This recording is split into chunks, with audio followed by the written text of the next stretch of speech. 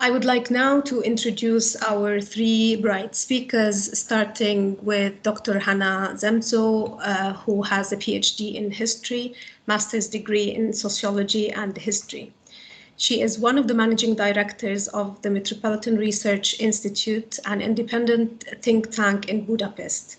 She has experience in research and consultancy in the fields of urban renewal, social inclusion, housing, welfare, and governance analysis.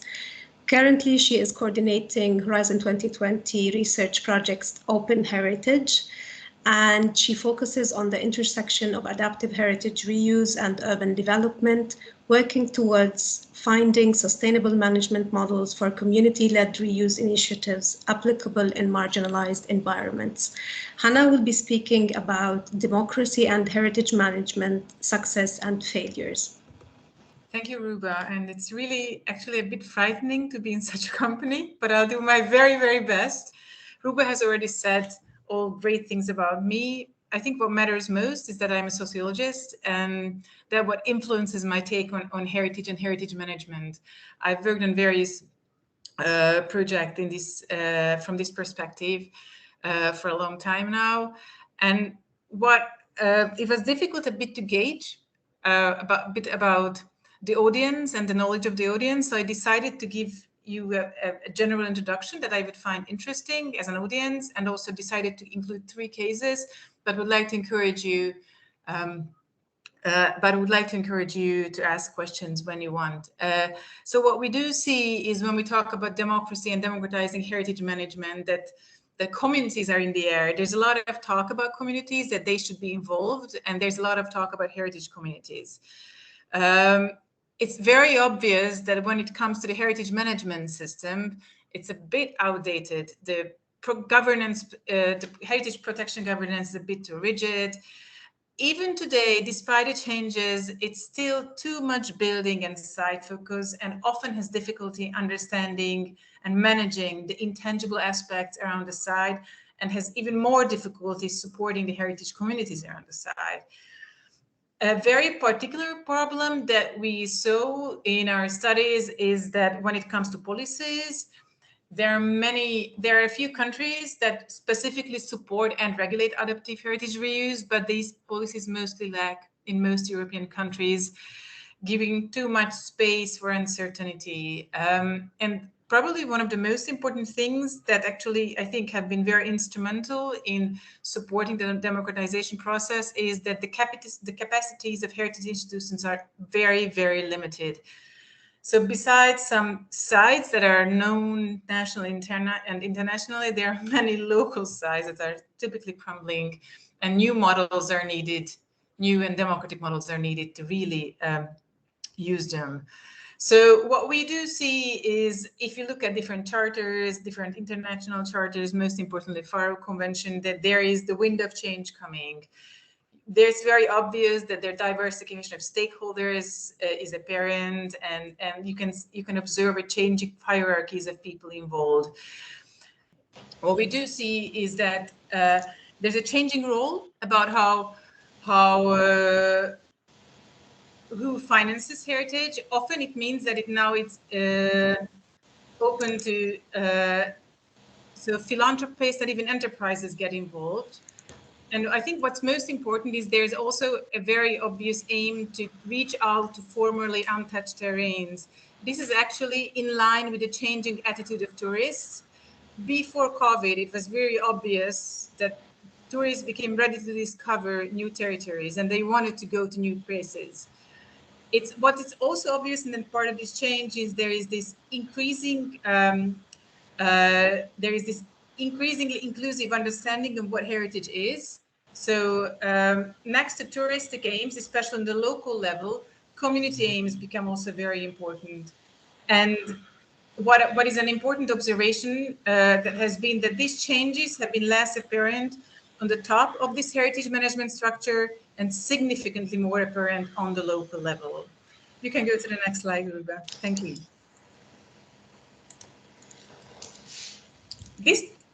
There are, of course, these are all very positive processes, but at the same time, there are big challenges. I listed four here. There are four different branches.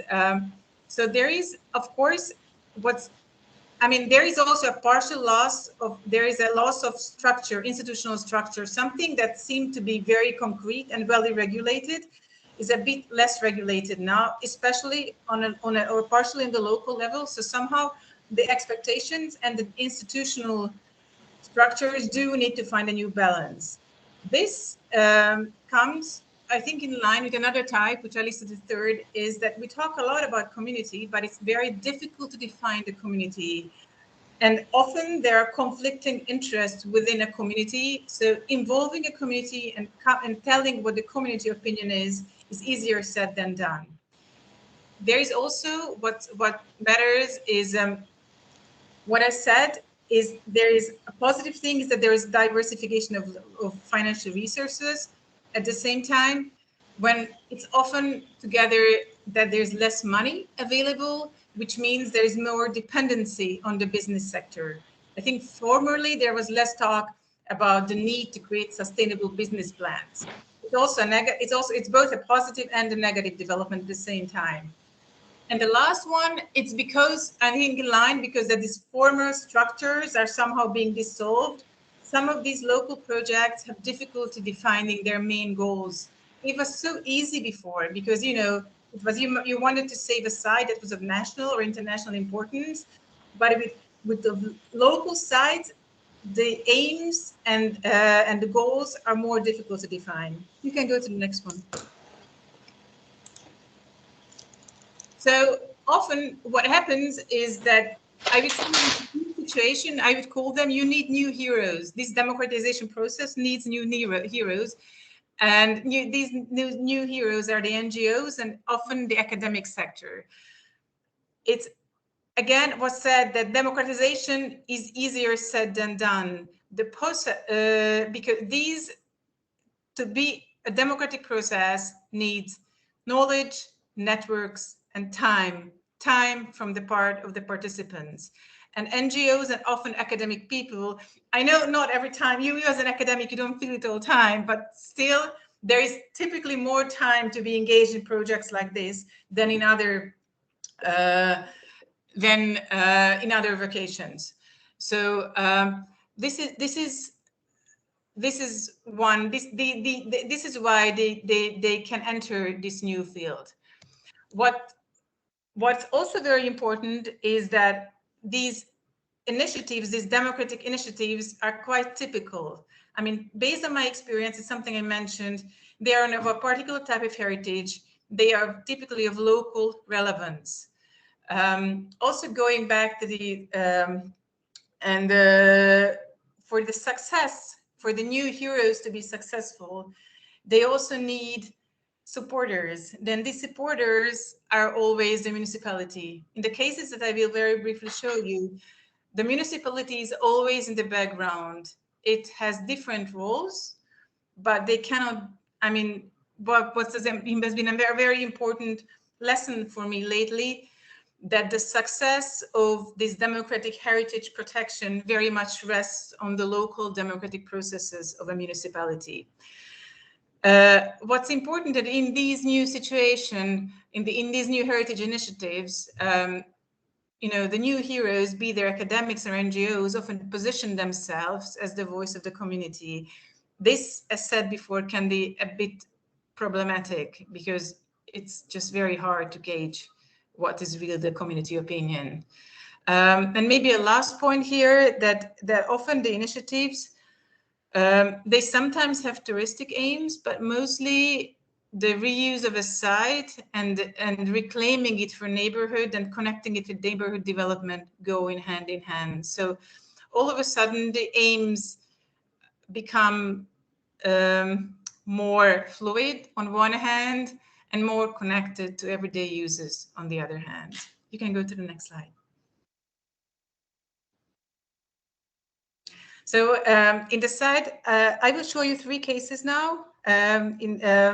One will be about a bakery in Warsaw, one an abandoned bakery in Warsaw, one abandoned bakery, an abandoned market hall in Bratislava, and the third one is about an abandoned convent in Naples. I'll be very brief because I see I'm running out of time. So if you would need, but what I would like to highlight a few interesting things.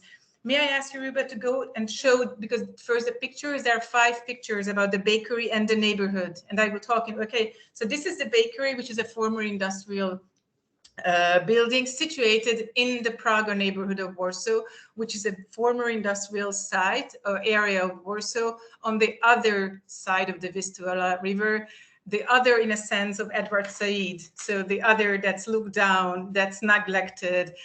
But with the subway coming to Praga, gentrification processes started to begin. You can go and show the next 4. There are 4 pictures altogether. This is, I think, very typical, the graffiti. This is how it looks like. And now going back to the bakery, one more. Okay, then you can see. And then please go back to the slide again. Sorry, it's very, very embarrassing to really say these things.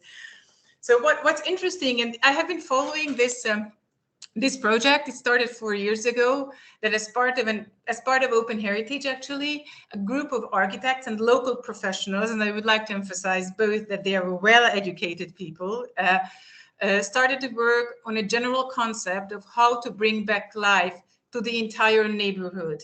And their concept has been somehow to retain the local, to bring back the small, to somehow try to bring back an idealized version of the neighborhood that seems to be vanished forever. And they would like to use this bakery as a starting point for development, to anchor their project there. They had lots of local meetings, and they do have a very, very good relationship with the local municipality. So this is a case where actually there is no yet a heritage management model. The reason why I actually chose it, because there was no time to do it, they are working towards pressuring a bit the municipality to find a tenant who would use the site in a way that's both financially viable and at the same time would support these not gentrifying revitalization processes in the Praga neighborhood.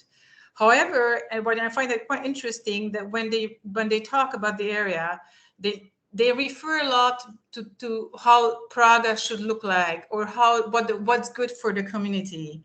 And I know I've repeated it over and over again, but I'm personally not convinced that the people residing in Praga right now are very much against the current changes. So this is something that I think when we talk about democratization, we need to keep in mind, that we as sociologists, architects, or different kind of academics tend to have certain values and tend to represent these values in the name of other people who actually might not be in agreement with that.